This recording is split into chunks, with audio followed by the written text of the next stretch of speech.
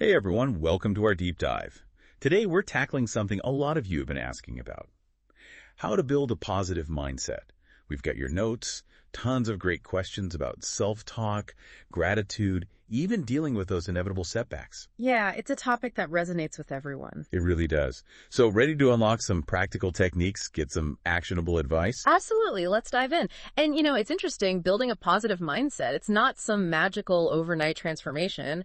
It's really a lot like building any skill. Ooh, I like that. Yeah.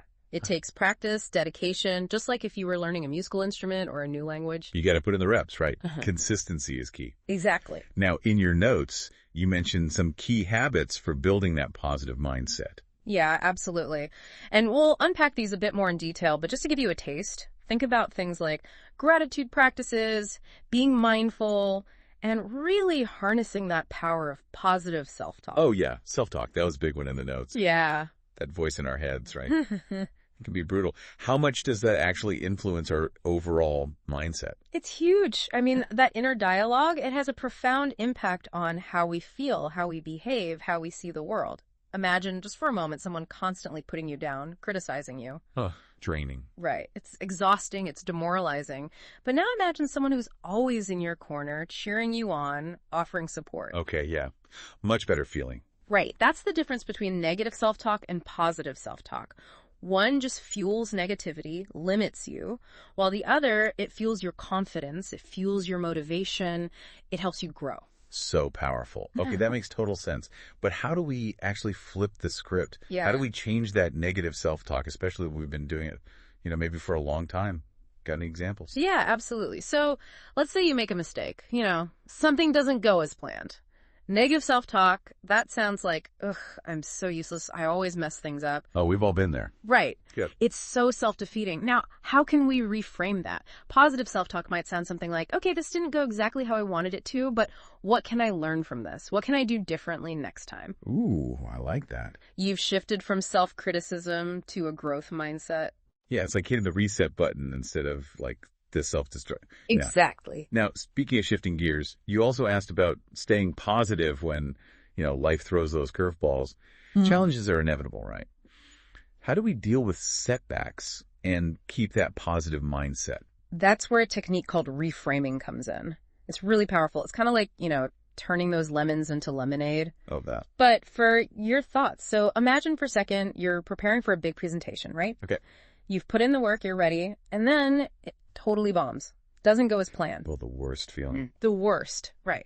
But instead of dwelling on the negatives, beating yourself up, ask yourself, okay, what went well? What can I improve for next time? What did I learn from this experience? You're reframing that situation, focusing on the growth, the opportunity, rather than just the setback itself. So good. Okay, I love that.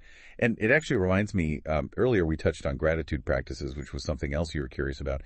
How does focusing on what we're thankful for, even when things are hard, actually help us stay positive?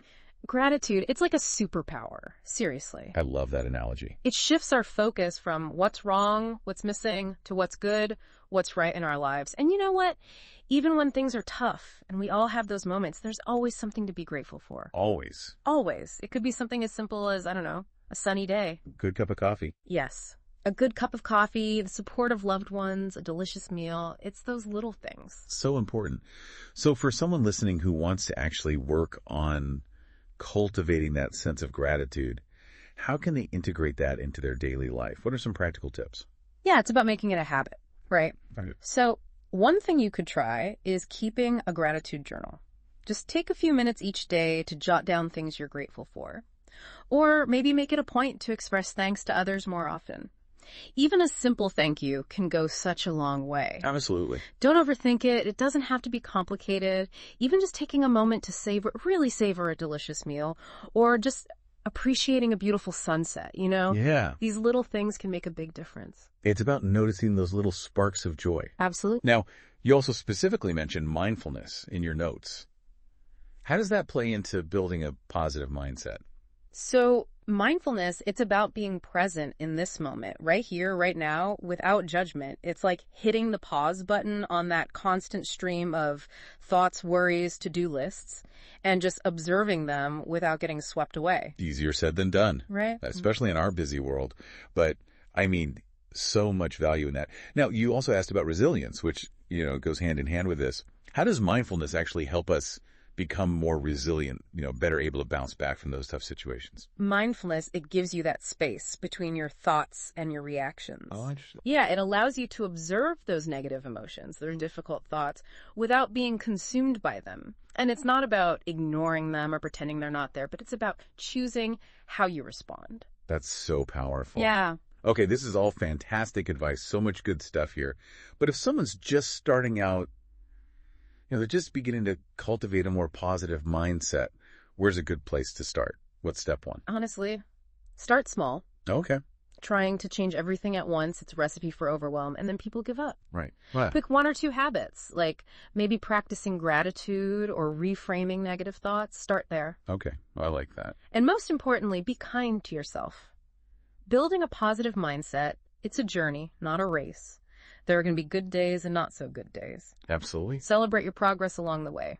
Love that. So much great insight packed into this deep dive. It was great chatting. And as you continue on your journey to cultivate that positive mindset, here's something to ponder. Think about a recent challenge you faced.